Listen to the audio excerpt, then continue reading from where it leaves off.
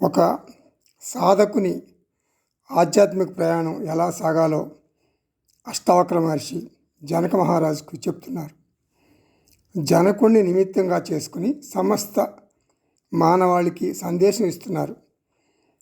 జగత్తు మీద ఆధారపడటంతో ప్రారంభిస్తాడు మనిషి. జగత్తు మీద ఆధారపడితే సంసారి అంటారు. ఆ తర్వాత దైవం మీద ఆధారపడతాడు. దైవం మీద ఆధారపడితే కర్మయోగి అంటారు.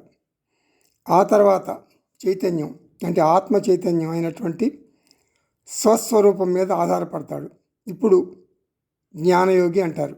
ఇలా ఒక దశ నుండి మరొక దశకు ఎదగటం ఒక పెద్ద గెంతు అని చెప్పవచ్చు. మొదటి 2 దశల్లో నేను జగత్తు మీద దైవం మీద ఆధారపడినప్పుడు నేను బలహీనుణ్ణి, భయస్థుణ్ణి. బాహ్య వస్తువుల మీద, వ్యక్తుల మీద, దైవం మీద ఆధారపడటం ఒక అలవాటుగా మారింది. నేను దాసుణ్ణి, నేను దీనుణ్ణి, నేను నిస్సహాయుణ్ణి అనే భావన నాలో స్థిరంగా పాతుకుపోయింది. అలా అనాత్మ మీద ఆధారపడటం ద్వారా నేను ఆత్మను బలహీనపరిచాను. అంటే నన్ను నేను బలహీనపరుచుకున్నాను. ఇప్పుడు నా దృక్పథం మార్చుకోవాలి. జగత్తు, దైవం 2 అనాత్మలే, పక్కా అనాత్మలే. మిథ్యా అనాత్మ నాకు అంటే సత్యమైనటువంటి నాకు, చైతన్య స్వరూపమైన నాకు ఎలా సహాయపడగలదు? ఇది అసాధ్యం.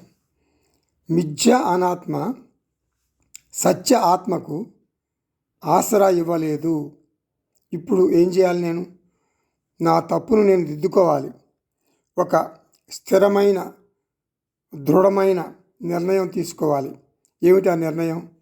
ఇక ముందు నేను నా స్వస్వరూపమైన ఆత్మ చైతన్యం మీద మాత్రమే ఆధారపడతాను. నేను జగత్ కారణం, నేనే జగత్ కారణం, సృష్టి కారణం, సమస్త జగత్తుకు ఆధారం, అధిష్టానం. కాబట్టి ఓ జనక, నీవు ఆత్మస్థితిలో స్థిరంగా ఉండు, పక్కకు జరగకు అంటున్నారు అష్టావక్ర మహర్షి.